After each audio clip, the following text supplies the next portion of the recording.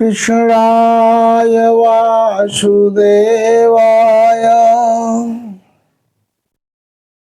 हरे परमात्मने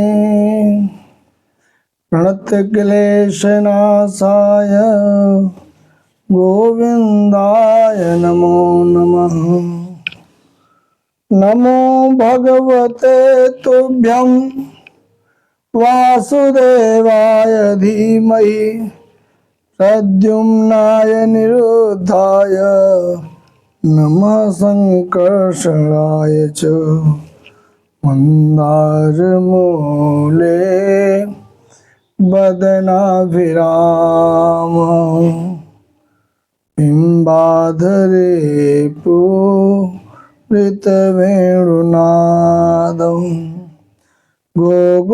गोपी जनमध्यस्थं गोपी जनमध्यस्थं गोविन्द दामोदर माधवेति। श्री कृष्ण गोविंद हरे मुरारे हे नाथ नारायण वासुदेव जिह्वे पिबस्या मृतमितदेव गोविंद दामोदर माधवेति।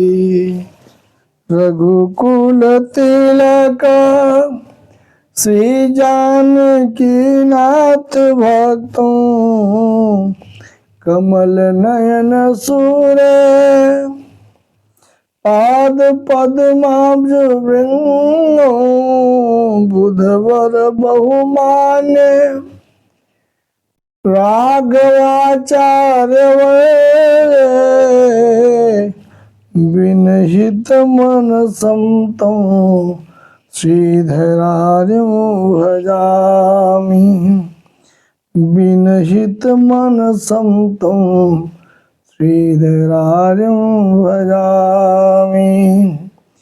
गुरुर्ब्रह्मा गुरुर्विष्णु गुरुर्देवो महेश्वरः गुरु साक्षात् परब्रह्म तस्मै श्री गुरुवे नमः। राम कथा के रसिक वर तेज पुंज कपिवीर आय सुआसन लीजिए भक्त राजमति धीर।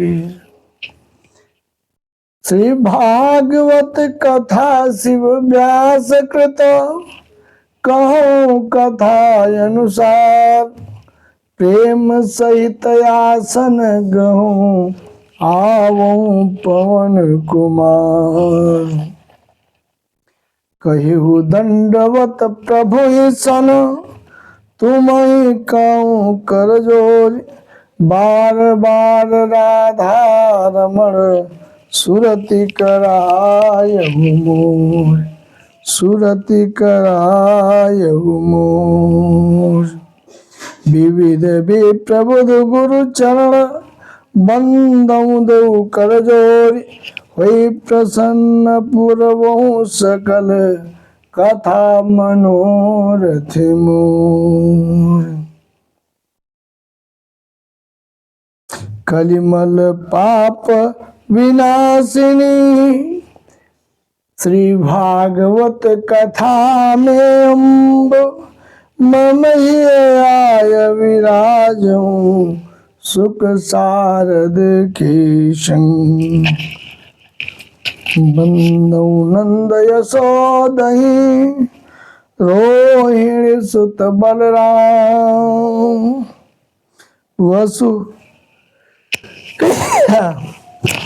वसुदेव ही अरुदेव की सत सत बार प्रणाम।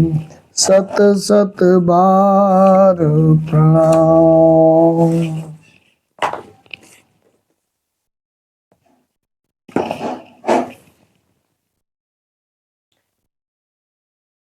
सर्वप्रथम आप उपस्थित समस्त श्रोतागण श्रीमद् भागवत महापुराण कथा प्रांगण में पधारे हुए यथास्थान उपस्थित आसीन देवतुल्य श्रोतागण के रूप में बैठे हुए पिता तुल्य वृद्धजन, माताएं, बहनें, युवा वर्ग और प्यारे नौनिहाल बच्चों, उपस्थित समस्त ग्रामवासी, नगरवासी, क्षेत्रवासी, भक्तजनों, आज बड़े ही सौभाग्य का दिन है कि परम पिता परमेश्वर श्री ठाकुर जी महाराज की असीम अनुकंपा से हम सभी बैठे श्रीमद् भागवत महापुराण कथा का रसास्वादन कर रहे हैं। इस भागवत कथा के सरस रसमयी कथा का पान कर रहे रसिकगण की आज पांचों इंद्रियां तृप्त हो जा रही हैं। यह मानव जीवन आज का सफल हो रहा है।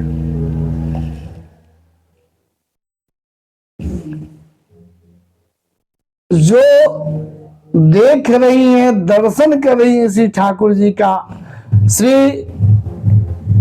मद्भागवत महापुराण ज्ञान यज्ञ कथा के अंतर्गत श्री भागवत भगवान श्री कृष्ण जी महाराज का वांग्मय स्वरूप श्री भागवत कथा जो भगवान के मुखार बिंदों से निकली हुई है, उस कथा की लहरों में हम सभी गोते लगा रहे हैं।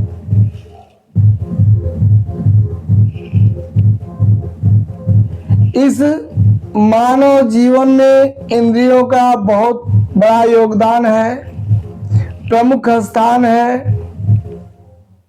परम पिता परमात्मा के बाद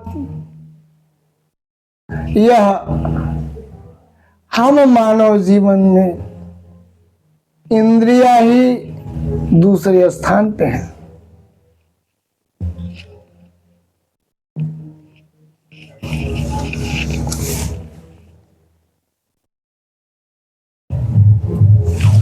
अब इंद्रियां अपने बस में है कि हम इंद्रियों के बस में हैं, यह अपने पे बोध करता है, अपने पर लागू होता है।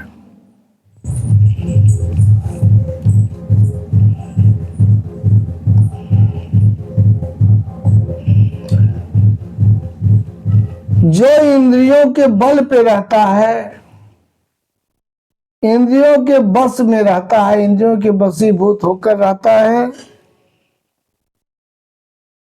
सदा उसका जीवन खतरे में रहता है। यह लोक और परलोक दोनों भी समझो डोंगी नाव पर रखे हुए हैं, कब डूब जाए कोई भरोसा नहीं।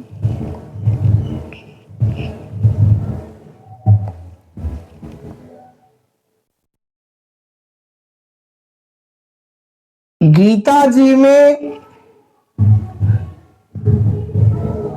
श्री कृष्ण जी महाराज कहते हैं, हे कौन्तेय, हे अर्जुन, यत तो ह्यपि कौन्तेय पुरुषस्य विपश्चितः इंद्रियाणि प्रमाथीनि हरन्ति प्रसभं मनः।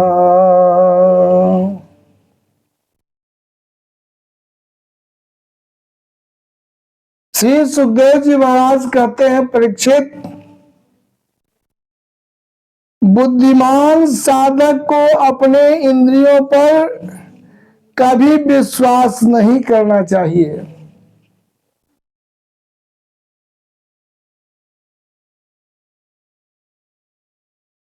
कारण कि जब तक अहंता में रस बुद्धि पड़ी है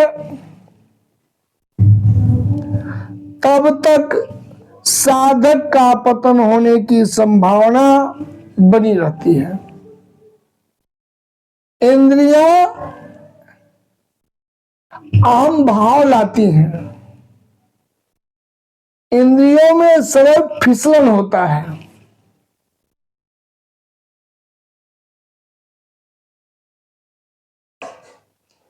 कर्मेन्द्रियाणि संयम्य यास्ते मनसा स्मरन्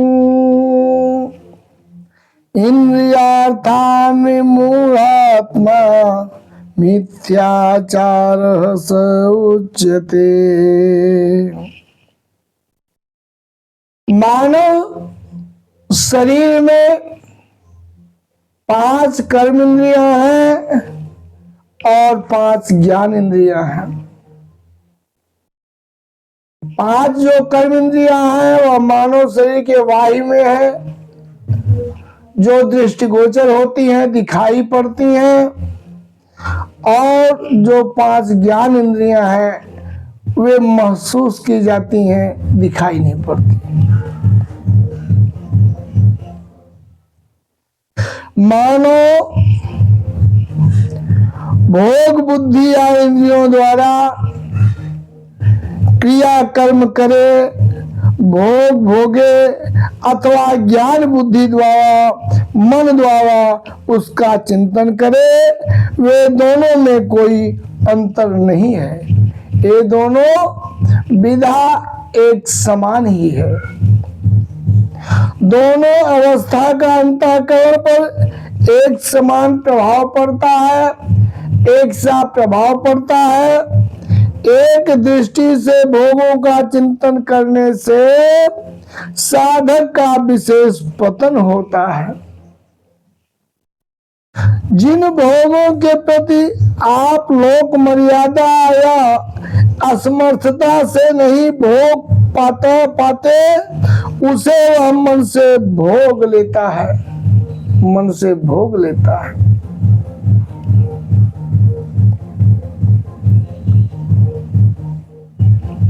इंद्रियां चाहे पाप करें चाहे पुण्य करें, मनसा वाचा कर्मणा, तीनों से यदि पुण्य करती हैं तो पुण्य के हकदार हैं, इन्हें पुण्य समुचित प्राप्त होगा। अगर ये पाप करती हैं तो पाप की भी भागीदार हैं, इन्हें समुचित ढंग से विशेष रूप में पाप का प्रायश्चित भोगना पड़ेगा।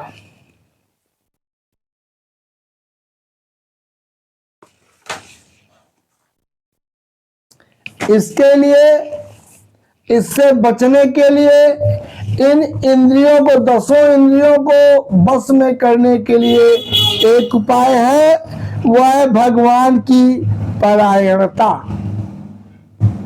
क्या है? भगवान की परायणता।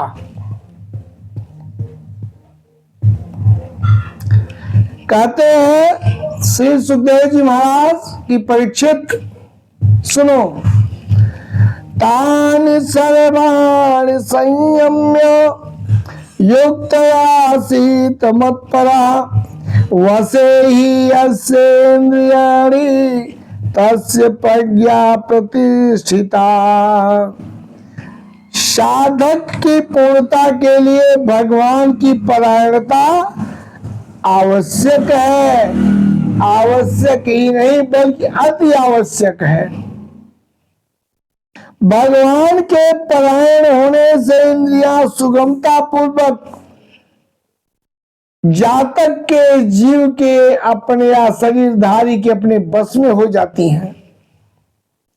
अपने पुरुषार्थ से इंद्रियों को हर प्रकार से सर्वथा बस में करना कठिन है, बड़ा मुश्किल कार्य नहीं हो पाती, बल्कि ये असंभव है। इंद्रियां सर्वथा बस में होने से ही बुद्धि स्थिर होती है। प्रिय श्रोतागणों, विषय भोगों को भोगना तो दूर रहा, उसका राग, उसमें जो आपका प्रेम है वह हो जाता है। उसका राग प्रेम पूर्वक चिंतन करने मात्र से ही उसका फल प्राणी को, शरीरधारी को मिल जाता है। साधक पतन की ओर अपने आप चला जाता है। कारण कि भोगों का चिंतन भी भोग भोगने से कम नहीं है। यानी जैसे आप लेटते हैं और किसी को बहुत चाहते हैं, चाहे वस्तु हुआ, चाहे व्यक्ति हुआ या पदार्थ हुआ, तो जो मन से सोचने लगता है उसके विषय में एकाग्रचित होकर, तो समुचित ढंग से आपके पास बरबस चलाता है और उसी आनंद की अनुभूति आप करते हैं जो मिलने पर उसके आनंद प्राप्त होता है।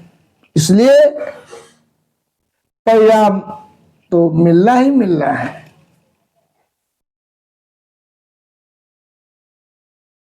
श्री सुखदेव जी महाराज कहते हैं, परीक्षित, राग द्वेष वियुक्त विषया इंद्रिय चरण आत्मवश्य विधेयात्मा प्रसादम अधिगच्छति।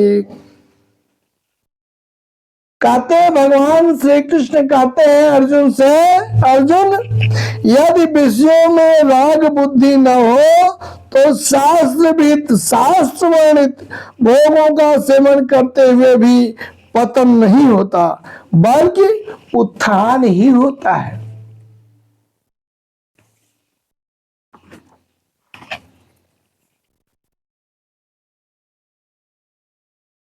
आगे कहते हैं,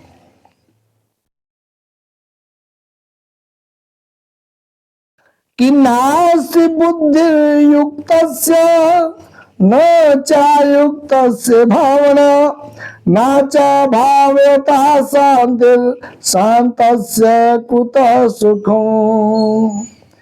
कर्म भोग में निष्काम भाव की मुख्यता है। कर्म कीजिए, अगर वह कर्म सकाम रहा तो आपका अनिष्ट करेगा, लेकिन वही कर्म अगर निष्काम भाव से रहा तो क्या होगा?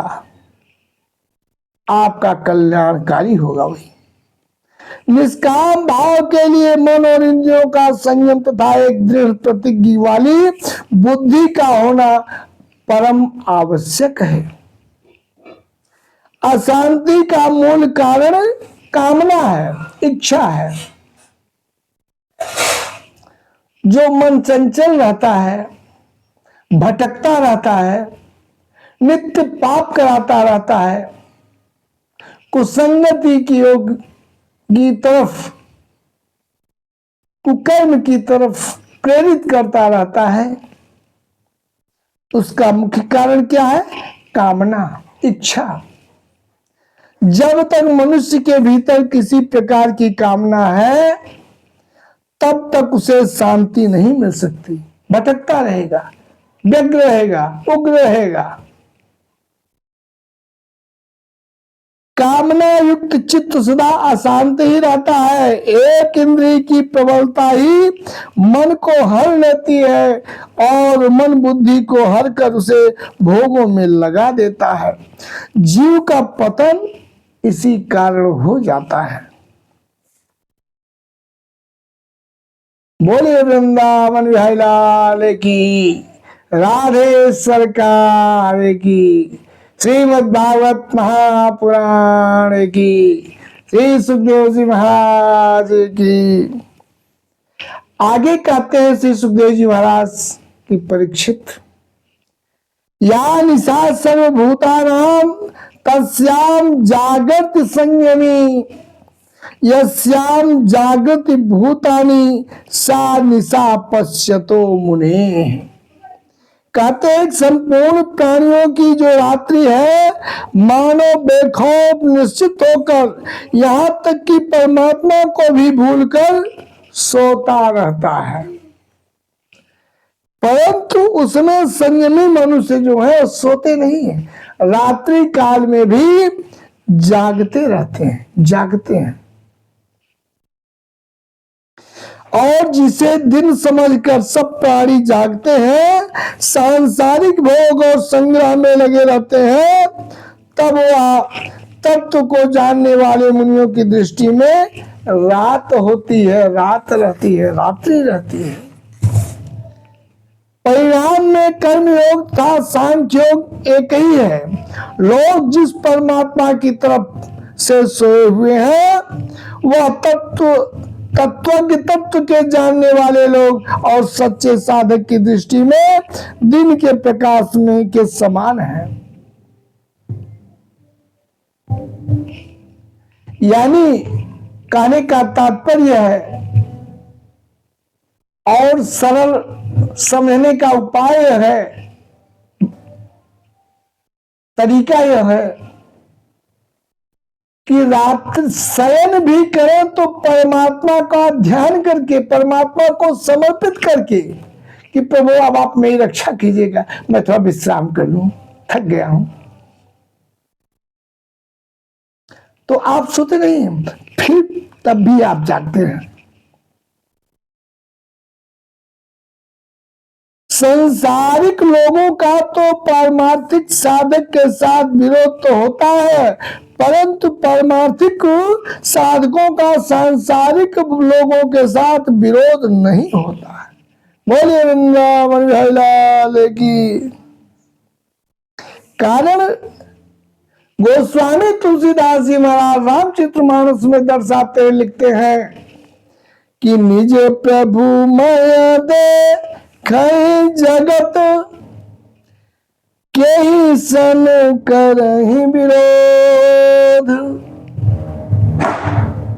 जब संसार को राममय ही दिखने लगेगा तो भैया विरोध किससे होगा? अपने प्रभु से नहीं होगा। यही कारण जो आपस में कलह विरोध है, जो फूट पड़ी है, तेरा मेरा। अरे तेरा मेरा के बीच में तो महाभारत जैसा भयानक महायुद्ध हो गया। आज जन जन के हृदय में महाभारत ठना हुआ है।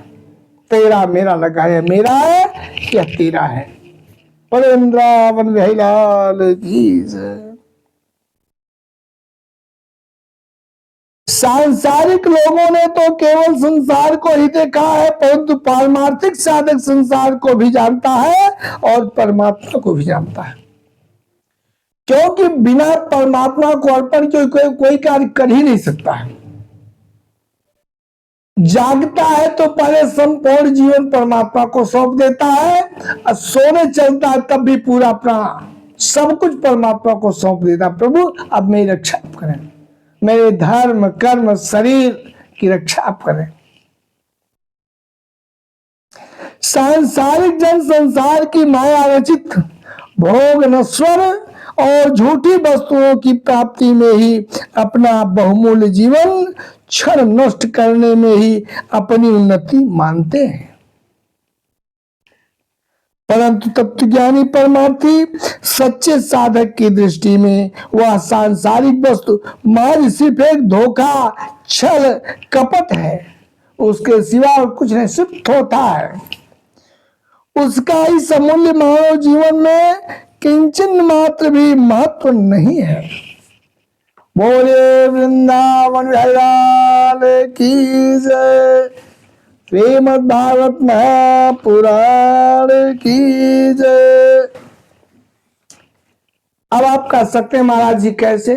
सुनिए, हम उदाहरण देते हैं, समझाते हैं। जैसे समुद्र को बरसात हो या न हो कोई फर्क नहीं पड़ता, परंतु बरसात की इंतजारी किसे होती है? नदियों को होती है, समुद्र को नहीं। समुद्र से क्या लेना देना बरसात से, लेकिन नदियों से आवश्यकता है बरसात की, क्योंकि बरसात न होने सूखी रहती हैं, और जब बरसात हो जाती है तो हरी भरी हो जाती, लबालब भर जाता है, चल अपना तांडव दिखाती हैं, भयानक रूप दिखाती हैं, मैं भी कुछ हूं। इसीलिए नदियां अपने प्राप्त जल को संभाल नहीं पाती और पुनः नदियों से होकर वह जल नदियों का समुद्र में जा मिलता है। ऐसे ही ठीक संपूर्ण भौतिक सुख मर्यादित समुद्र की भांति अचल संयमी मनुष्य को अनायास ही प्राप्त हो जाते हैं। वही निष्कामी मनुष्य स्वाभाविक सर्वथा सम रहते हुए परम शांति को प्राप्त होगा। और होता है जब भैया मैं हूं मिट जाए, अहम भाव मिट जाए, तो समझ लिए कि आपका मंगल का समय आ गया, आपका उत्थान का समय आ गया, परमात्मा के सानिध्य में पहुंचने का समय आ गया। ब्रह्म है, आ जाए, रह जाए, यही ब्राह्मी स्थिति है। मैंपन मिटाना, ब्रह्म सत्ता में लाना ही ब्राह्मी स्थिति है। और वृंदावन बिहारी लाल की, श्रीमद् भागवत महापुराण की। इसका सबका एक ही मात्र कारण है, भूल। चेतना रहते हुए भी, ज्ञान रहते हुए भी, बोध रहते हुए भी, जैसे कथा हम सुनते हैं, बैठे भास हो जाता है, ज्ञान हो जाता है। कथा जो संदेश देती है, संदेश सुनकर हम सतर्क हो जाते हैं, लेकिन फिर भी भूल कर बैठते हैं, भूल जाते हैं कथा के उद्देश्य को, कथा के संदेश को, कथा के ज्ञान को भूल कर देते हैं। और भूल का फल बड़ा भयानक होता है भैया। कैसे? आइए दृष्टांत आपको सुनाते हैं, आप लोग प्रेम से सुनिए।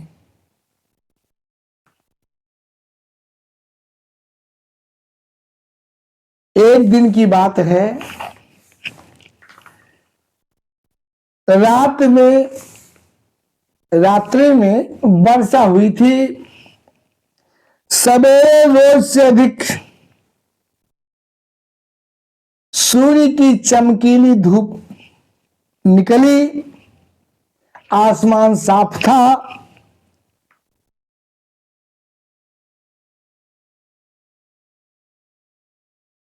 एक बकरी थी जिसके बच्चे थे। बकरी के बच्चों ने दूध पिया मां का और तृप्त होकर उनकी क्षुधा शांत हुई, बच्चों का पेट भर गया। फिर जब पेट भर गया बच्चों का, तो बच्चे घास को सूंघकर फुदक फुदक कर खेलने लगे, उछल उछल कर। भूमि गीली थी, नम थी बारिश के कारण। उसमें कूदने से बच्चों को बड़ा आनंद आ रहा था। बकरी के बच्चों को,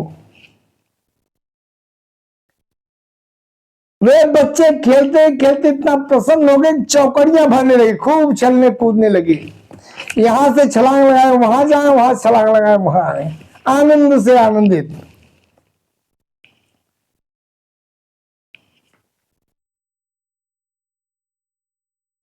कुछ देर तो अपने माँ के पास हुए बच्चे खेल रहे थे। और कुछ देर बाद उसी बकरी का एक बच्चा जिसके कान में वायु भर गई अधिक चंचलता के कारण, और वह सोचा कि माँ के पास तो बहुत खेला, आनंद नहीं आ रहा है, थोड़ा दूर चले। ऐसा सोचकर छलांग लगाई, थोड़ा दूर चला गया। तो बकरी ने उस दूर गए हुए बच्चे से कहा, बेटा तू दूर मत जा, क्योंकि यह जंगल है, तू कहीं जंगल में अकेले भटक जाएगा, मैं तुझे कहां ढूंढूंगी। लेकिन वह अल्हड़ बच्चा मां की बातों को अनसुना करते हुए छलांग लगाता हुआ, चौकड़ी भरता हुआ दूर चला गया।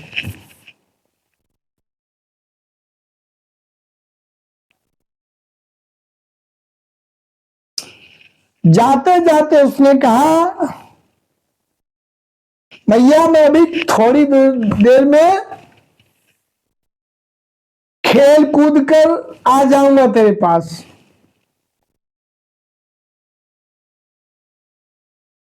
तू मेरी चिंता कर मत कर, मैं रास्ता नहीं भूलूंगा, मैं सयाना हो गया हूं। बच्चा बोला बकरी का। माता मना कर रही थी, बकरी मना कर रही थी, लेकिन बकरी का वह शावक, वह बच्चा, वह शिशु मां को यह जवाब देता हुआ दूर काफी चला गया। उस बच्चे को अपनी सूझबूझ का अभिमान था, गर्व था। माता के लाख मना करने पर नहीं माना, उल्टे उसे ज्ञान दिया कि मैं बच्चा नहीं हूं, मैं आ जाऊंगा, मुझे सब पता है, रास्ता नहीं भटकूंगा। यहां तक कि उसकी माँ वह बकरी झुंझला उठी थी कि अभी नन्हा बच्चा है 2 दिन का, या कहां जाएगा, अकेले भटक जाएगा। लेकिन जिद, हठ, इसीलिए कहते हैं भैया 4 हठ बड़े खतरनाक है। कौन कौन? पहला राजहठ, दूसरा गुरु हठ, तीसरा स्त्री हठ, चौथा बाल हठ। ये चारों बड़े खतरनाक है। देखिए बाल हठ,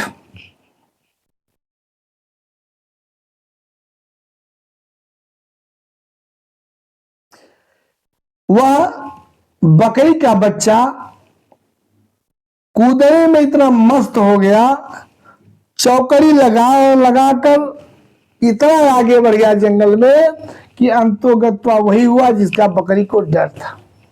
और इस बच्चे को जो बोध नहीं था, ज्ञान नहीं था, भास नहीं था, अपने गर्ववश, घमंडवश, अभिमानवश वही घटना फिर वही हो गया। जंगल में दौड़ते दौड़ते, कूदते कूदते एक ऐसे स्थान चला गया जहां से 4 शाखाएं थी रास्ते की। राह की 4 शाखाएं निकली थी, जिसे चौराहा कहते हैं। वहां 4 पगडंडियां आकर मिली थी। अब जब वहां पहुंचा, 2-4 बार कूदा, उछला, तब तक भटक गया मैं किधर से आया था, क्योंकि 4 रास्ते थे, जाए तो कहां जाए।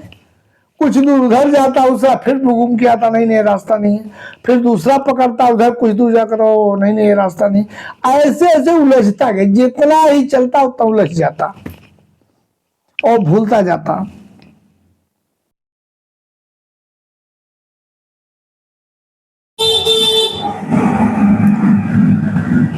कभी सोचता चलो ठीक है अभी सब रास्ता मिल जाएगा, थोड़ा जंगल टहल लू, घूम लू, लेकिन इसी थोड़ा घूम लू, टहल लू, इसी में क्या हुआ कि पूरा दिन व्यतीत हुआ, थक के हार के चूर हो गया, लेकिन उसे रास्ता अपने ठिकाने का नहीं मिला।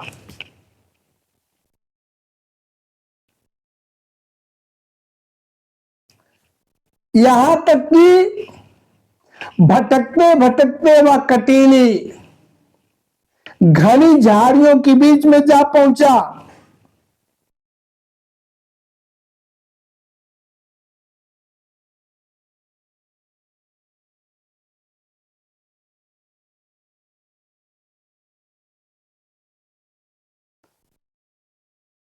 तब तक उन्हीं झाड़ियों में एक बहुत बड़ा भेड़िया बैठा था। उसकी दृष्टि उस बकरी के बच्चे पर पड़ी। अरे ये नन्हा बच्चा बड़ा कोमल है, बड़ा अच्छा मांस इसका होगा। ओह, भगवान ने बड़ा बढ़िया आहार दिया है। भेड़िया ने कहा, अरे तू तो बहुत अच्छा आया, बहुत अच्छा हुआ तू चला आया। मुझे 3 दिन से भोजन नहीं मिला, मैं भटक रहा हूं भोजन की तलाश में, और मिला तो इतना सुंदर। धन्य हो परमात्मा, बड़ी अच्छी कृपा की आपने। पास की झाड़ी में एक बड़ा सा भेड़िया निकल पड़ा। बकरी के बच्चे को न तो उत्तर देने का अवकाश मिला और न रोने की गिराने का। उसे केवल मन में अपने मालिक गड़रिये की एक बात याद आई, अपनी मां की याद आई। क्या आई? मातु पिता गुरु स्वामी सिख। सुनिए श्रोतागणों, ध्यान दीजिए। मातु पिता गुरु स्वामी सिख, सिर धरि करहि सुभाय। लय भूति में जन्म कर, न तरु जन्म जग जाय। भैया श्रोतागणों, जो अपने माता पिता गुरु स्वामी राजा या पति कहले की शिक्षा को, दर्शाए हुए मार्ग को, सीख को अनसुना कर देता है, उनकी सीख से, उनके विवेक से, उनकी बुद्धि से स्वयं को ज्यादा महत्व देता है, ज्यादा बुद्धिमान बनता है, वह न इह लोक का होता है न परलोक का होता है। दोनों लोगों से उसका पतन हो जाता है। इसलिए प्रिय श्रोतागणों, आप लोगों से करबद्ध प्रार्थना है कि अपने पूज्य माताश्री, आदरणीय पिताश्री, गुरुजी महाराज, पति, स्वामी, मालिक, राजा,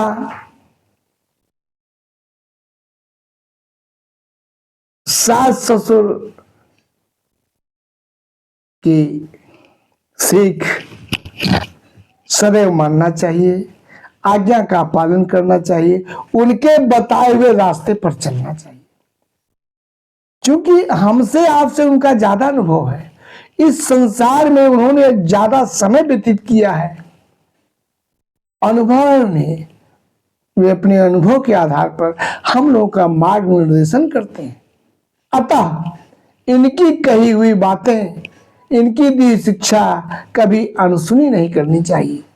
जो अनसुनी करेगा, इसी बकरी के बच्चे वाली हाल होगी उसकी। बोले वृंदावन बिहारी लाल की जय। श्री सुखदेव जी महाराज की जय। आइए कथा की तरफ बढ़ते हैं।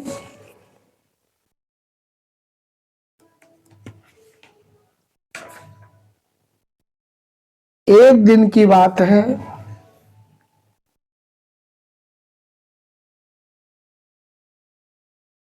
एक दिन की बात तो है, लेकिन कहां की बात है? आइए चलती है, आइए चलते हैं, चलिए हम आपको दिखाएं। मथुरा के नगर से होकर चलिए, चला जाए यमुना जी को पार करके उस पार नंदगांव की तरफ।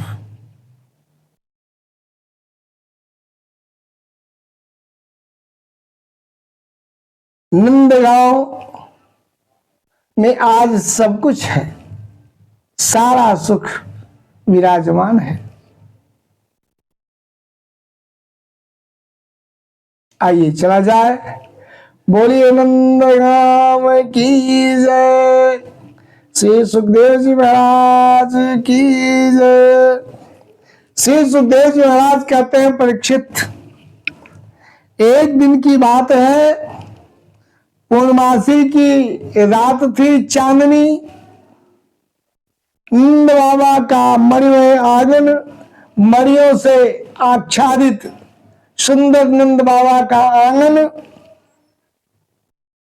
शोभायमान हो रहा था। यशोदा मैया के साथ गोपियों की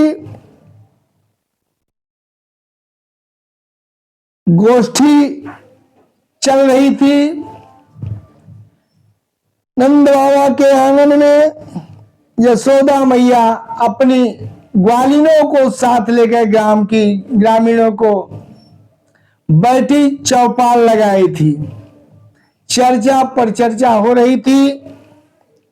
वहीं पास ही यशोदा मैया का नटखट कुंवर कन्हैया श्री कृष्ण खेल रहा था।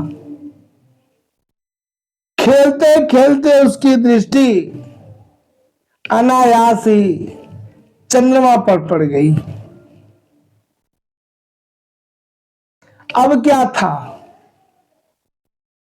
श्री हमारे ठाकुर जी महाराज जो ही चंद्रमा पर उनकी दृष्टि गई, खेलते खेलते मैया के पास आए, पीठ के पीछे खड़े होकर दोनों अपनी बाहें मैया यशोदा के गले में डाल दी और मचल उठे।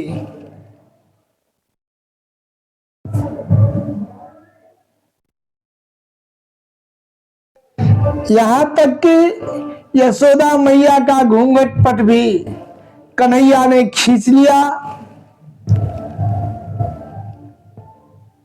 अपने कोमल हाथों से मैया की चोटी को खोलने लगे और खींचने लगे।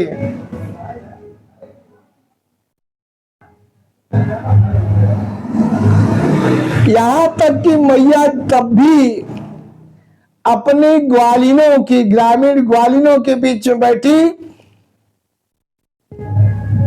वार्तालाप में लगी रही, कन्हैया की बातों का अनसुना करती रही।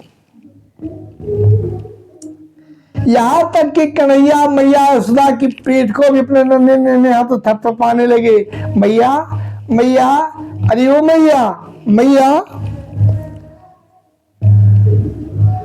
और अपनी नन्ही तोतली बाणी में कहने लगे, मैया मैं लूंगा, मैया मैं लूंगा, मैया मैं लूंगा। जब मैया यशोदा के समझ में कृष्ण की कोई बात नहीं आई कि आखिर क्या मांग रहा है, क्या लेगा, तब मैया यशोदा के पास बैठी ग्वालिनों की तरफ देखा। शायद किसी के समझ में मेरी बात आ गई हो। कान्हा ने जब देखा कि किसी की समझ में बात नहीं आई, तो कन्हैया यशोदा मैया के आगे हो गए पीछे से और कहे, मैया मुझे चाहिए, मैं लूंगा। यशोदा मैया प्यार दुलार से कान्हा को अपनी गोद में बिठा लिया और पूछा, कान्हा तुझे क्या चाहिए, दूध पिएगा? कान्हा ने कहा, नहीं। माखन चाहिए? ना। रोटी चाहिए? ना। छाछ चाहिए? तो क्या चाहिए बोल।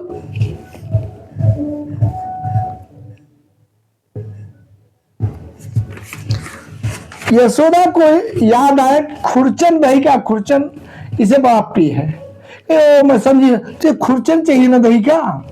कन्हैया ने कहा, नहीं मिला।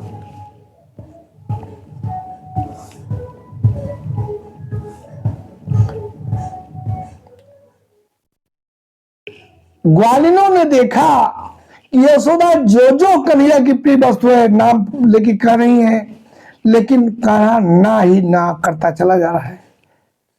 हाँ का कोई सवाल ही नहीं। आखिर क्या चाहिए इस नन्हे कान्हा को?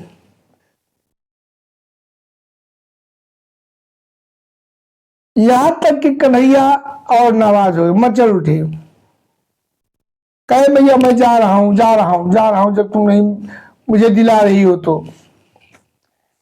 यशोदा ने बड़े प्रेम से स्नेह से कान्हा को दुलार किया, उसके मुखमंडल कान्हा के मुखमंडल को चूमा और कहा, कान्हा बेटा रूठो मत,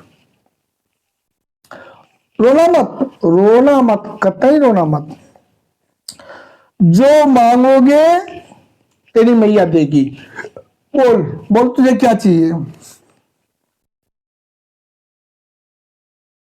तो जब मैया ने इस तरह कहा तो कृष्ण भगवान ने कहा, मैया छोटी छोटी उंगलियों से, नन्हे नन्हे हाथों से आकाश की तरफ भगवान कृष्ण ने हाथ बढ़ाया, कहा, मैया मुझे वही दे दो, वो ला दो। जब अपने नन्हे नन्हे हाथों और छोटी उंगलियों से चंद्रमा की तरफ इशारा किया, यशोदा मैया समझ गई, लल्ला तो मेरा चांद मांग रहा है, चांद चंद्रमा को मांग रहा है।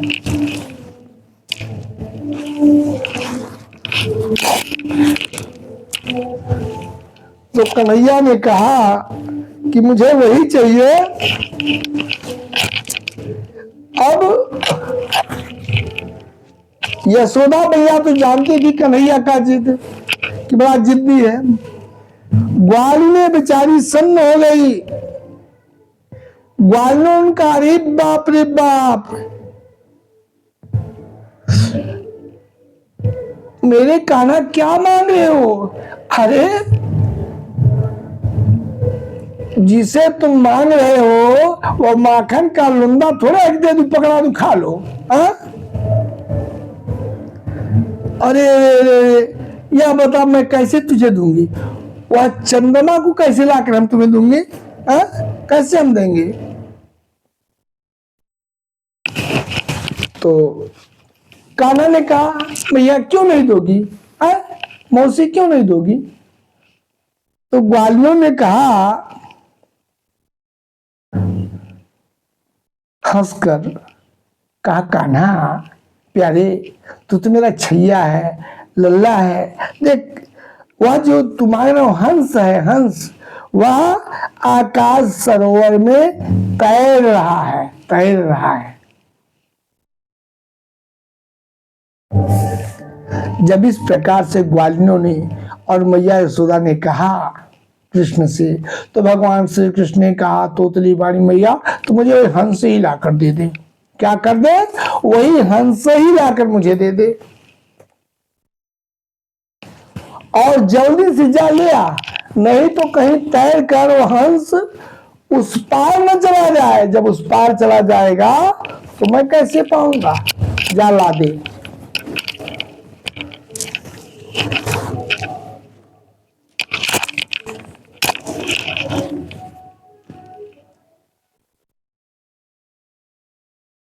यशोदा और साथ बैठी ग्वालिनी सब हंसने लगी। बोली, भोले लल्ला मेरे प्यारे कान्हा, यह कोई पंछी थोड़े है। अरे पगले, यह तो आकाश का चंद्रमा है रे चंद्रमा। ऐसा कहकर कान्हा के गाल पे हल्की सी प्यार से थपकी दे दी। और क्या था, जब ग्वालियों ने कहा, मैया यशोदा ने कहा कि वह चंद्रमा है, कान्हा अपनी जिद पर अड़ गए, बाल हट पे आ गए। क्या आ गए, बाल हट पे आ गए। क्या करें कान्हा, मैया मैं तो, ओ मैया मैं तो चंद्र खिलौना नहीं हो, मैया जी मैं तो चंद्र खिलौना नहीं हो, मैया जी मैं तो।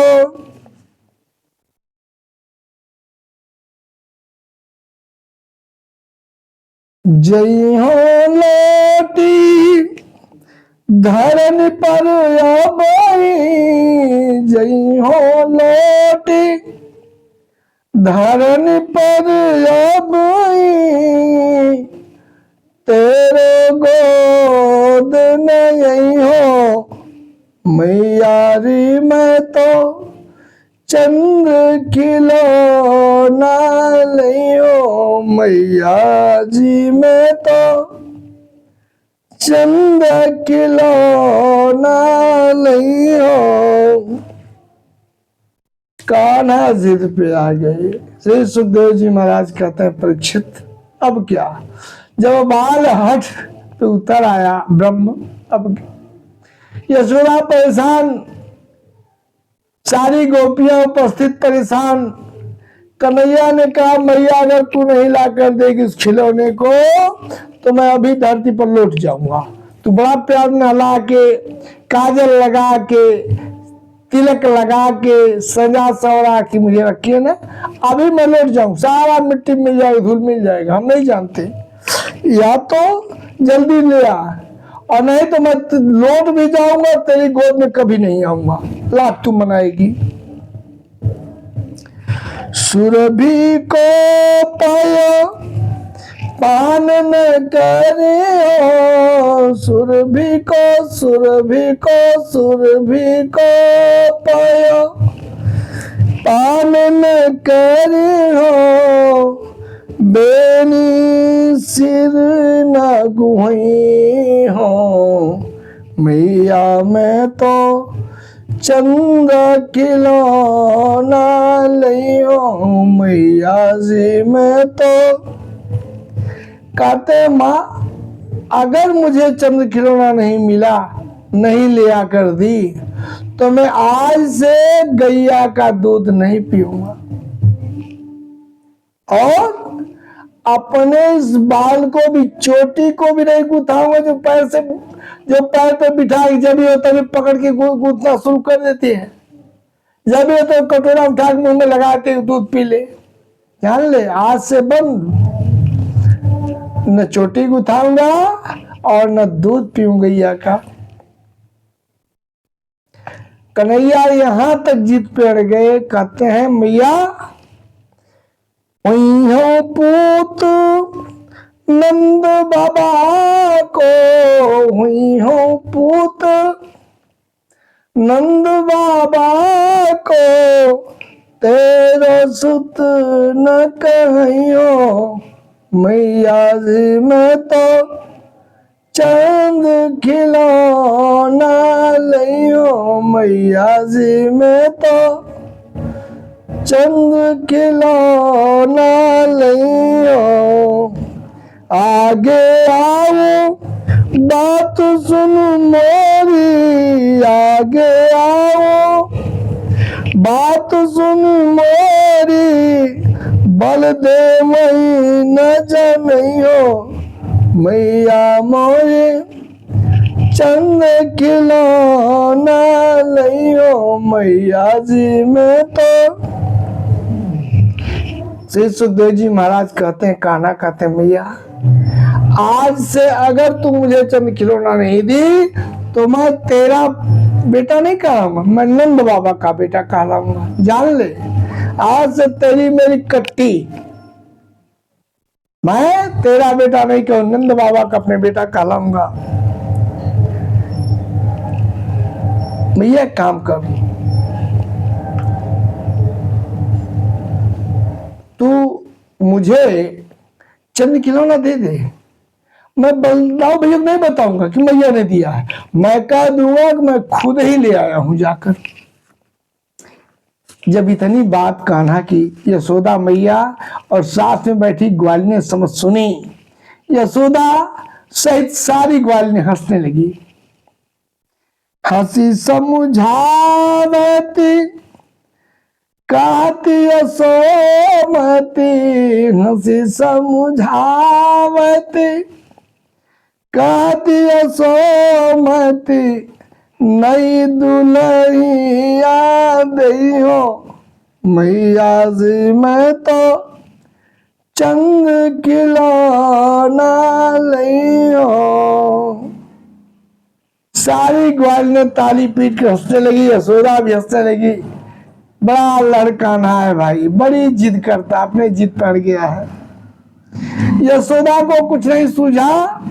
कुछ ग्वालियों ने कहा इससे का तो दुल्हनियां दे दूंगी, तेरा ब्याह करा दूंगी, बड़ी सुंदर दुल्हनियां लाऊंगी, मान जाएगा। यशोदा ने कहा हाँ ठीक ला, इधर बताए तू चंदा की छोड़, वो क्या चीज है? उससे भी सुंदर तुझे खूब सुंदर दुल्हनिया ला दूंगी, तेरा विवाह करा दूंगी, चंदा से बढ़िया, उस चांद से भी बढ़िया, चंद्रमा से बढ़िया तेरी दुल्हन होगी, मैं ला दूंगी, तेरा ब्याह करा दूंगी रे। तू झूठे उसके पीछे पड़ा है।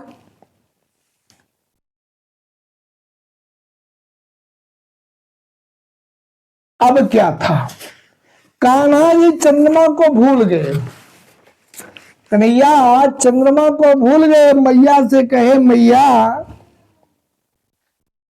सुन मेरी बात, मैं तुझसे कहता हूं सुन।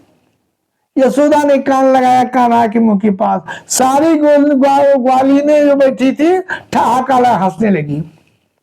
यशोदा ने कहा बता क्या कह रहा है? कान्हा ने कहा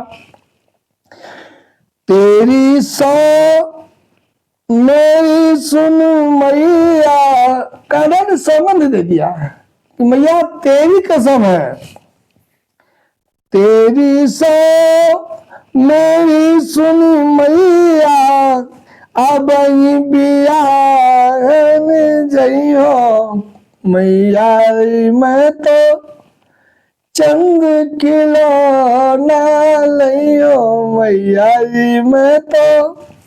कन्हैया ने कहा मैया तेरी कसम है, मेरी बात सुन, मैं अभी विवाह करने के लिए चलूंगा, मेरा विवाह अभी करा दे, देर मत कर। अब क्या था, अब नहीं तो तब आ बनी।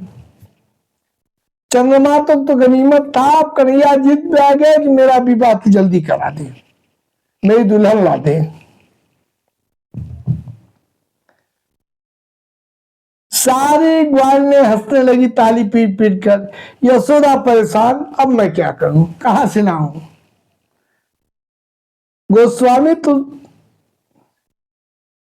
तुलसीदास जी भी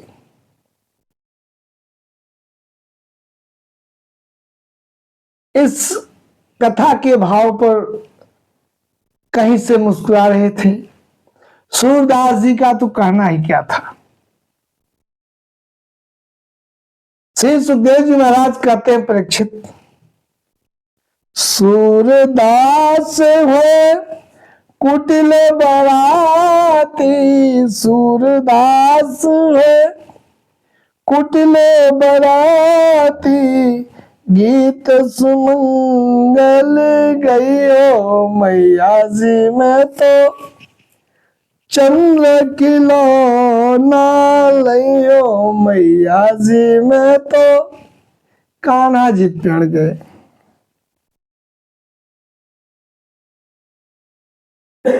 अब यशोदा क्या करे, अब सोच लो पलटी मारा जाए बात का, तभी मानेगा। बड़ा नटखट है, बड़ा हठी है कान्हा मेरा। सारी ग्वालिनी ने कहा यशोदा कोई पैतरा बदल, तभी ये मानेगा।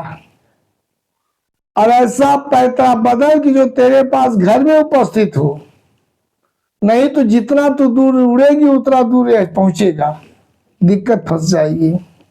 यशोदा माता ने बात पलटते हुए कहा, बदलते हुए कहा, बेटा कान्हा, अरे तू नहीं जानता,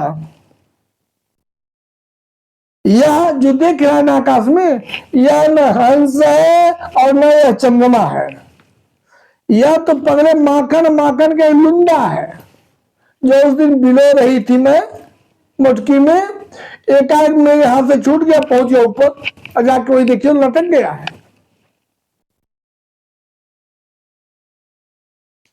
और वहां पर पहुंचने कार्य माखन जो मीठा होता था ना, मीठा होता है ना, वह कड़वा हो गया, विषैला हो गया बेटा। भला बोलो, अपने कोई लल्ला को, अपने प्यारे बेटा को, कोई छैया को, वह विषैला, वह तीखा कड़वा माखन देगा खाने को? हाँ ठीक, जाने दे रहे।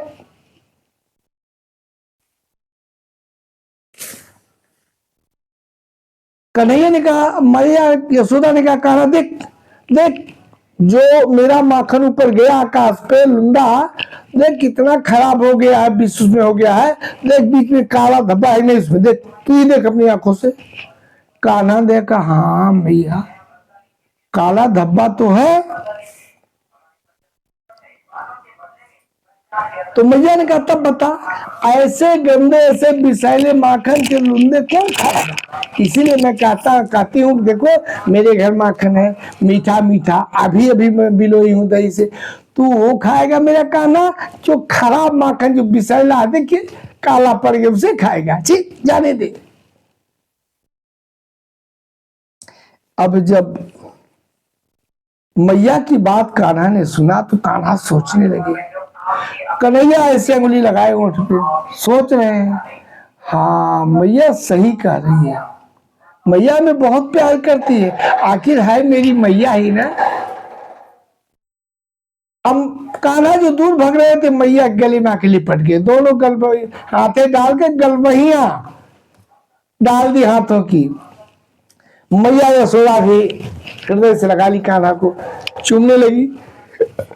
कान्हा ने कहा मैया मैया ये बता इसमें विष कैसे लग गया, कितना तेरा मीठा माखन होता है, चलो मानो हाथ से छूट गया चला गया आकाश में, लेकिन आकाश में विष कैसे लग गया?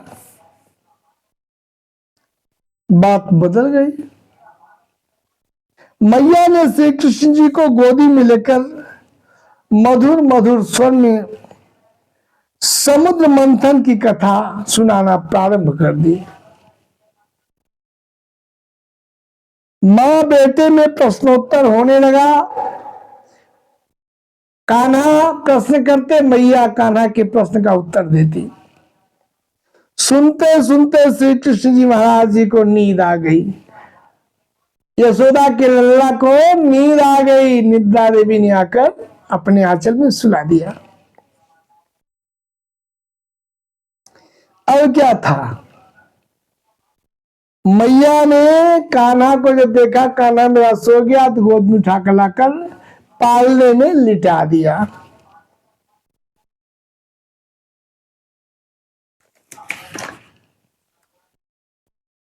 श्री सुखदेव जी महाराज कहते हैं परीक्षित, आज समस्त नंदगांव का भाग्य सराहा जा रहा है, देवता भी सराहना कर रहे हैं कि शेष गणेश महेश दिनेश सुरेश मुजाहि निरंतर ध्यावे और जाहि अनादि आनंदाय खंड अवभेदय छेद सुवेद बतावे जाहि अलख आनंद जड़ मोड़ा रस खानी कहावे और ताही अहिर की छोहरिया, ताही अहिर की छोहरिया छछिया भरी छाछ पे नाच नचाम। श्री सुखदेव जी महाराज कहते हैं परीक्षित, जिस ब्रह्म को जिस परमात्मा को भगवान शिव शेषनाग जी चंद्रमा सूर्य देवराजेंद्र निरंतर जिनका ध्यान धरते हैं, जिनका बंदन करते हैं, पूजन करते हैं, स्मरण करते हैं, जिसे समस्त वेद वेदांग यहां तक कि ब्रह्मा जी भी अनादि अनंत अखंड अछेद अभेद बताते हैं।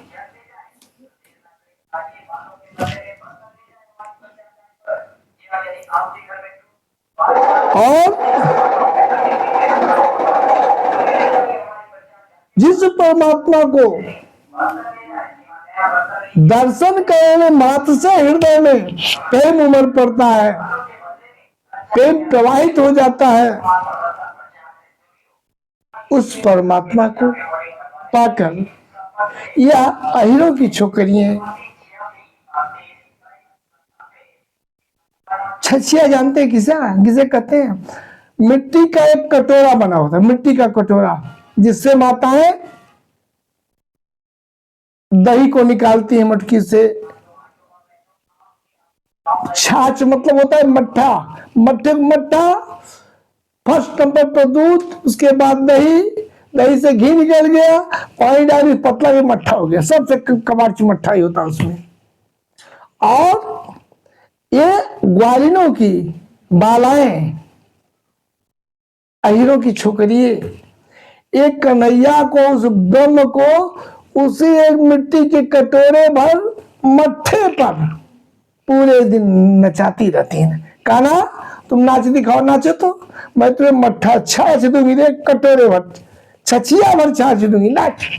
और ब्रह्म नाचता है, ब्रह्म नाचता है, ब्रह्म नाच। धन्य भाग्य, धन्य भाग्य नंदगांव की, धन्य भाग्य नंद यशोदा के, धन्य भाग गोप वालों के, धन्य भाग गोकुल गलियों की, जहां ब्रह्म थिरक रहा है, नाच रहा है, आनंदित कर रहा है सबको।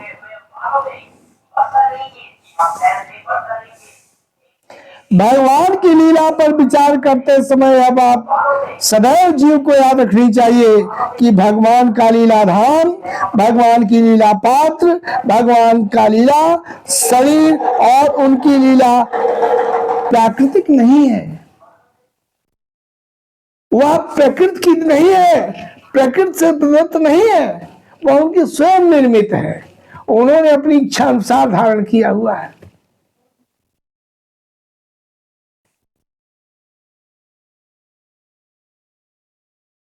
महाभारत में श्लोक है, उदाहरण है, सुनिए आप लोग। न भूत संघ संस्थानो देवस्य परमात्मना यो वेत्ति भौतिकं देहं कृष्णस्य परमात्मनः स सर्वस्माद् बहिष्कार्यः स तस्मात् विधानतः मुखं तस्यावलोक्यापि सचैल स्नानमातरेत्। यानी परमात्मा का शरीर भूत समुदाय से बना हुआ नहीं होता, प्राकृतिक नहीं होता, प्रकृति से नहीं होता, पंच तत्व से निर्मित नहीं है। जो मनुष्य श्री कृष्ण परमात्मा को, परमात्मा के शरीर को भौतिक जानता मानता है, उसका समस्त सौत स्मार्त कर्मों से बहिष्कार कर देना चाहिए, अर्थात उसका किसी भी शास्त्रीय कर्म में अधिकार नहीं है, सनातन धर्म से एकदम अलग थलग है। यहां तक कि उसका मुख देख लेने पर वस्त्र सहित स्नान करना चाहिए। यानी जिस वस्तु को धारण करके उसका मुख आपने देख लिया, वो चंडाल से भी बड़ा भयानक है, वो वस्त्र सहित जाकर स्नान करो, तब जाके कहीं आपकी शुद्धि होगी। श्रीमद्भागवत महापुराण कथा में श्री सुखदेव जी महाराज कहते हैं, परीक्षित, श्री ब्रह्मा जी ने भगवान श्री कृष्ण की स्तुति करते हुए कहते हैं कि अस्यापि देव वपुषो मदनुग्रहस्य स्वेच्छामयस्य न तु भूतमयस्य कोपि। यानी आपने मुझ पर कृपा करने के लिए ही यह स्वेच्छा में अपनी इच्छा अनुसार सच्चिदानंद स्वरूप प्रकट किया है। यह पंच भौतिक कदापि नहीं है। यह सखियां कौन थी? नंदगांव की छोकरियां कौन थी जो भगवान श्री कृष्ण को, ब्रह्म को छछिया भर छाछ पे नाचना चाहती थी, मिट्टी के कटोरे पर मट्टे की लालच देकर नाचना चाहती थी ब्रह्म को। उग्र तपा, महान कठोर तप, कई कई हजारों वर्षों तक महान उग्र कठोर तप करके ऋषि की तपस्या, पंच दशाक्षर मंत्र का जाप कर 100 कल्पों के बाद सुनंद नामक के गोप की कन्या सुनंदा के रूप में जन्म ग्रहण किए और सत्य तपा ऋषि सूखे पत्ते खाकर दशाक्षर मंत्र का जाप 10 कल्प तक किए। उसके बाद सुभद्र नामक गोप की कन्या सुभद्रा के रूप में अवतरित हुए। श्री भागवत महापुराण कथा कहती है, श्री सुखदेव जी महाराज कहते हैं, परीक्षित सुनो, हरिधामा ऋषि निराहार रहकर ओम क्लीम काम बीज से युक्त बीसाक्षरी मंत्र का जाप 3 कल्प करने के पश्चात शारंग नामक गोप की कन्या रंगवेणी के नाम से आकर के जन्म ग्रहण किए। जाबाली ऋषि ब्रह्म विद्या से दीक्षा लेकर एक पैरों पर खड़े होकर 9 कल्पों तक के बाद तप करके ब्रज में प्रचंड नामक गोप के घर चित्रगंधा के रूप में अवतरित हुए। आगे कहते हैं श्री सुखदेव जी महाराज, परीक्षित सुनो, कुशध्वज ऋषि के पुत्र सुचिश्रवा और सुवर्णदेव तत्वज्ञ थे। वे शीर्षासन करके सिर के बल खड़े होकर के हिंग हंस मंत्र का जाप कल्प के बाद वे ब्रज में सुधीर नामक गोप के घर जन्म लिए। रास लीला के प्रसंग में स्वयं भगवान ने गोपियों से कहा था, क्या कहा था कि न पारये हम निरवध्य संयुजा स्वसाधु कृत्यम विबुधायुषा पिवा यामा भजन दुर्जनगे श्रृंखला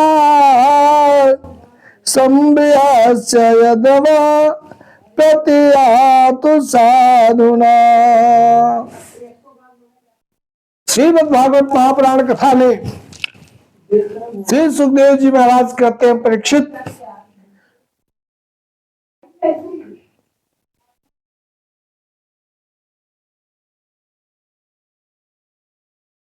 भगवान श्री कृष्ण कहते हैं कि हे गोपियों, तुमने लोक और परलोक के सारे बंधनों को काटकर मुझसे निष्कपट भाव से प्रेम किया है। यदि मैं तुमने से प्रत्येक के लिए अलग अलग अनंत काल तक जीवन धारण करके तुम्हारे प्रेम का बदला चुकाना चाहूं तो भी मैं चुका नहीं सकता। जिन ऋषियों के तप के वशीभूत होकर के वह ब्रह्म, वह परमात्मा ऋणी हो गए हैं, उस ऋण को उतारने के लिए आज नंदगांव में पधारे हुए ब्रह्म। और जिन जिन का ऋण उस ब्रह्म के ऊपर है, अपने उस ऋण को उतारने के लिए उन ऋषियों को बुला करके अपने साथ सखी रूप में अवतरित किया है। प्यारे, ऐसे ब्रह्म को, ऐसे दिव्य दिव्य आत्माओं को, विभूतियों को, उनकी कथाओं को, उनकी लीला को आप लोग किस भाव से देखते हैं? कहां रहिएगा? अगर देव भाव से नहीं, दास्य भाव से नहीं देखिएगा, प्रेम से नहीं देखिएगा, विश्वास से नहीं सुनिएगा, देखिएगा, कहां रहिएगा? इन लोग तो बिगड़ ही रहा है, वह लोग भी बिगड़ जाएगा। इसलिए प्यारे श्रोतागणों, यह भगवान की लीला है, ब्रह्म की लीला है। सुनो, यह कान क्यों परमात्मा ने दिया है, यह आंखें परमात्मा ने क्यों दिया है, यह मुख परमात्मा ने क्यों दिया है, दोनों हाथ क्यों दिया, उदर क्यों दिया, पेट क्यों दिया, विवेक क्यों दिया? जानते हैं? आप अपनी सुरक्षा करो, अपने भरण पोषण का प्रबंध करो, ज्ञान से विचार करके सदमार्ग के रास्ते पर चलो, इन आंखों से देख कर चलो। विवेक दिया कि आंखों से देखने के बाद, कानों से सुनने के बाद विचार करो, क्योंकि आंखें, एक कान भी धोखा देते हैं। विचार करने के बाद तब चलो। यह मुख क्यों दिया है? उस ब्रह्म का गुणगान करो, कीर्तन करो, कथाएं करो। दान हाथ क्यों दिया है? भगवत सेवा के लिए। पैर क्यों दिया? तीर्थाटन के लिए। जहां जहां ब्रह्म गया है, जो जो मार्ग दिखाया है उन पे चला जाए। पेट क्यों दिया? यह सात्विक आहार लेकर ब्रह्म की उपासना किया जाए। इसका जब दुरुपयोग करोगे उस परमात्मा को दुख होगा, इसलिए इसका सदुपयोग करो। आपका भी कल्याण, आने वाली पीढ़ी का भी कल्याण हो जाएगा।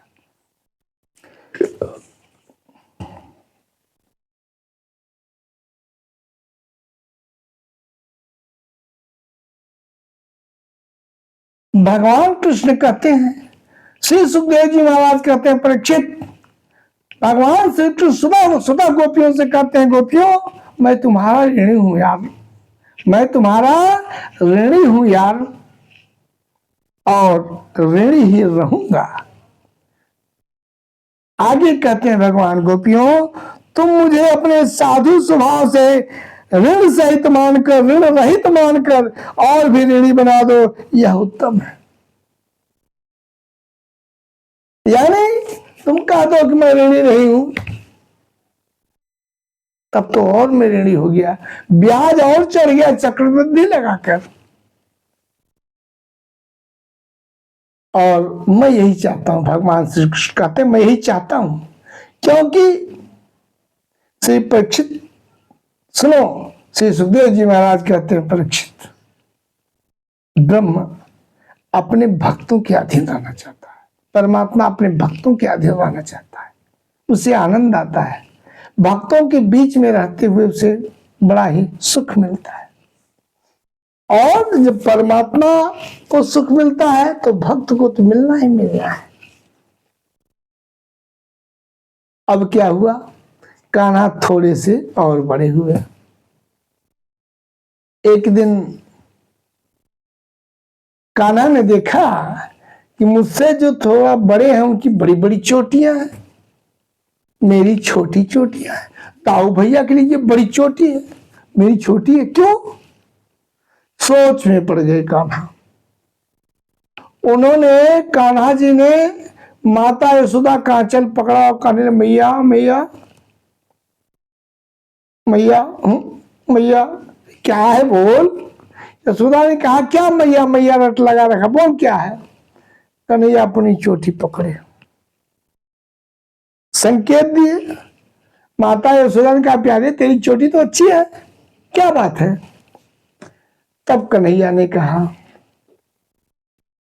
मैया कब ही बढ़ेगी चोटी, हो मैया कब ही बढ़ेगी चोटी। कितनी बार नहीं दूध पियात भाई, कितनी बार नहीं दूध पियात भाई, या जमू है छोटी, मैया कब बढ़ेगी चोटी। कानन का माँ, मेरी मैया, दाऊ भैया कितनी बड़ी बड़ी चोटी है, देखो सुदामा सखा कितनी बड़ी बड़ी चोटी, सारे की बड़ी बड़ी चोटी है, मेरी नन्ही सी छोटी चोटी है, मैया ये कब बढ़ेगी? सबकी जैसे मेरी भी चोटी कब बढ़ेगी? मैया यशोदा ने कहा, अरे पगले बढ़ जाएगी, चिंता में बढ़ जाएगी। कने रहूं, बढ़ जाएगी, कब बढ़ जाएगी? कितने दिन हुआ दूध पीते हुए, तू कहती दूध पीले बढ़ जाएगी, दूध पीले बढ़ जाएगी, कितने दिन हुआ दूध पीते हुए, अभी उतनी की उतनी ही कहां बढ़ी है? तू जो कहती बल की बेनी, तू जो कहती बल की बेनी, जो है लंबी मोटी, मैया कब बढ़ेगी चोटी, मैया कब बढ़ेगी चोटी। श्री सुखदेव जी महाराज कहते हैं, परीक्षित, कान्हा अपनी मैया से कहते हैं, मैया तू बार बार कहती है कि दूध पी आराम से खूब ढेर सारा, बलराम से बड़ी तेरी चोटी होगी। देख बलराम बड़ी बड़ी है, उनसे बड़ी तेरी हो जाएगी। काहत गुहत नहावत वो छत, काढ़त गुहत नहावत वो छत, नागिन से भूई लौटी। मैया कब बढ़ेगी चोटी, मैया कब बढ़ेगी चोटी। श्री सुखदेव जी महाराज कहते हैं, परीक्षित, यशोदा मैया पकड़ती है, कान्हा चल बेड़ी गुथवा ले, चल चल तुझे नहलाऊं, तेरी बेड़ी गुथ दूं। कन्हैया छिटक जाते हैं, माँ यशोदा कहां से दूर भाग जाते हैं खेलने। नहीं मैया मुझे नहीं नहाना है, ये चोटी नहीं गुथाना है, मैं खेलूंगा। मैया कहती जा तेरी बेड़ी छोटी रह जाएगी, चुटैया तेरी छोटी है। देख दाऊ भैया तेरे नहाते हैं, रोज उनकी बेड़ी गुथी जाती, लंबी लंबी है, जा जा हमें क्या। कन्हैया दौड़ आते हैं कि मेरी भी चुटैया, मेरी भी बेड़ी बड़ी हो जाए, मेरी भी शिखा बड़ी हो जाए। इस लालच से आज जिद कर बैठे कान्हा, वो झूठे झूठे तू कहती है, कहाँ बड़ी हुई, छोटी छोटी रह गई। तू कहती बड़ी हो जाएगी, बड़ी हो जाएगी, बड़ी हो जाएगी। कन्हैया ने कहा, मैया तू कहती ना दूध पी तेरी इतनी बड़ी हो जाएगी, इतनी बड़ी चोटी हो जाएगी कि नागिन जैसे भूमि में लुटेगी, जमीन में लुटेगी। बताओ क्या चीज है, उनसे बड़ी हो जाएगी। तो काचो दूध पियावत पची पची, काचो दूध। श्री सुखदेव जी महाराज कहते हैं, परीक्षित, कान्हा कहते हैं, मैया तू मुझे बार बार कच्चा दूध पिलाती है गैयों का, पकड़ पकड़ के कि जल्दी पी ले, पच जाएगा, पच पकड़ पकड़ पी पी पी। इसलिए कि तेरी दूध चोटी बढ़ जाएगी, खूब बढ़िया हो जाएगी, कच्चा दूध पिलाती है। मैं तुझे माखन रोटी मांगता हूँ खाने के लिए, दे तू पकड़ के वही जबरदस्ती दूध पिलाती कच्चा, और जब पचता है फिर वही पिलाती है। पची पची दूध ओ काचो दूध पियावत पचे पचे, काचो दूध पियावत पचे पचे, देत न माखन रोटी। मैया कब बढ़ेगी चोटी। सुर श्याम चिर जियो दो भैया, सुर श्याम चिर जियो दो भैया, हरिहल धर की जोटी। मैया कब बढ़ेगी चोटी। बोले वृंदावन हलाल की जय। मेरे कान्हा और बलराम भैया की जोड़ी निरंतर फलती फूलती रहे, हम सब ऐसे ही कथा का आनंद लेते रहे।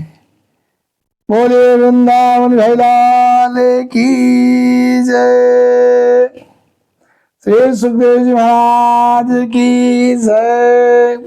श्री वेदव्यास जी महाराज की जय। आज के आनंद की जय। आज इसी के साथ यहीं पे कथा विराम दी जाती है और नित्य की भांति कल फिर निर्धारित समय पे कथा प्रारंभ होगी। आप सभी लोग अपने दैनिक कार्यों से निवृत्त होकर कथा में पधारने के लिए कृपा करेंगे। कथा श्रवण हेतु आप लोग सादर आमंत्रित हैं। जय श्री हरि, जय श्री राम, जय श्री कृष्ण। इसी के साथ व्यासपीठ से मैं पंडित राम नवल मिश्र शास्त्री आप सभी उपस्थित श्रीमद् भागवत महापुराण ज्ञान यज्ञ के समस्त श्रोतागणों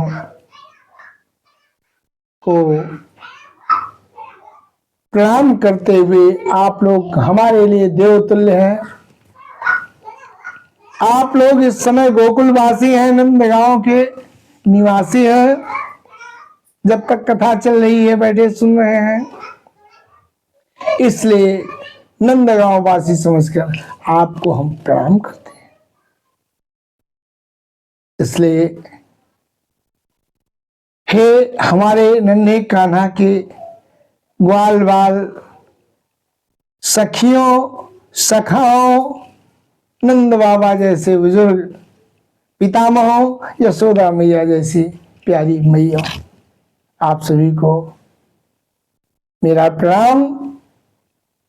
इसी के साथ जय श्री हरि, जय श्रीमन्नारायण, जय श्री सीताराम जी महाराज। ओम शांति शांति शांति सुशांतिर्भवतु।